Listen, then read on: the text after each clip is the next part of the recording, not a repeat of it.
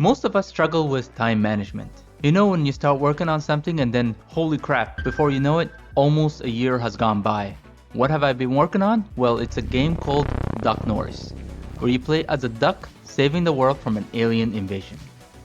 The thing is, the longer you work on something, it gets harder and harder to see the big picture as you are deep into the nooks of things, fixing bugs and working on every little feature you can think of. So I decided that no matter what, I will work on a demo in July of 2024. I was at the point of development where I had so many assets and my notebook had hundreds of ideas, but there is nothing really tangible to give anyone to taste what I'm working on and even get proper feedback. So I set a challenge. Take everything I worked on and create something that resembles the vision of what I wanted to ship in the future. Initially, when I was scoping the idea of Duck Norris, I wanted to work on a Metroidvania world, where you explore the perspective of an invasion from an eye of a duck who is touched by the gods and have the abilities to do stuff beyond this world. However, the more I worked on the game, I realized that I enjoyed the nostalgic run and gun approach with a huge weight on boss fights. Similar to Cuphead style, the game world rewards little for exploration but rewards heavily on style and understanding the core game mechanics. I wanted the game to feel approachable and simple to pick up, going back to my roots where Metal Slug and Mega Man are a huge inspiration.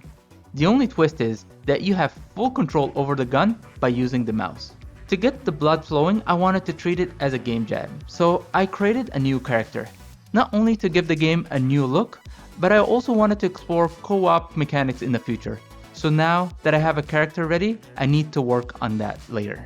So I just wanted to get something that's a little bit different. Since I already have a duck, why don't I work on a chicken? So I wanted to give it some kind of vibe that's kind of like a Neo Tokyo. So I wanted to give it a really cool looking yellow jacket and a dystopian looking hairstyle.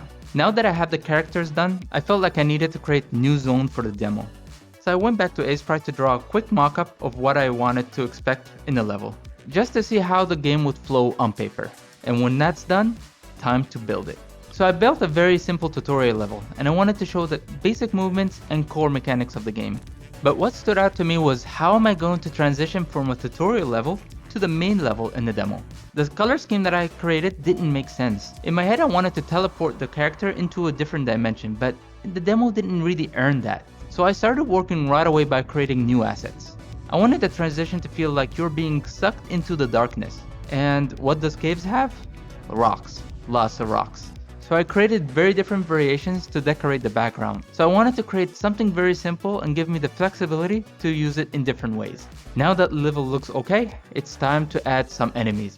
And one thing I've been putting off for a really long time was fixing all the bugs in the enemy code. From stuttering to flat out getting stuck to I don't even know what that is. And after a day of just bug fixing, it was time to test it all. And I'll tell you what, it looked really nice. Now, time for the boss fight. Since I worked so long on these bosses, and you can check all of the devlogs in my channel, moving them to a new location was very straightforward. I just needed to fix some stuttering and fine-tune the logic to make it run smooth. And I won't spoil too much, but the game is hard, like really hard, and it was intended that way.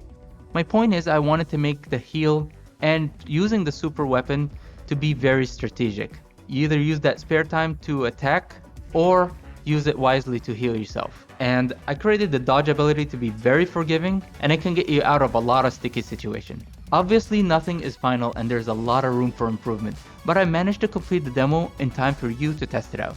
So please head out to my itch and check it out for yourself. I left the links in the description below. And as always, let me know in the comments how you find it. Thank you so much for watching. If you made it this far and you're interested in optimizing things and becoming better, I've created a new Discord server for like-minded people who wants to take this journey to the next level, and you can find it in the links below. If you enjoyed this video, please leave it a like and a comment. It will really help me with the algorithm and help the channel grow. If you enjoyed this video, you'll enjoy this video as well. Thank you so much, and remember, just take it one day at a time, and I'll see you in the next video.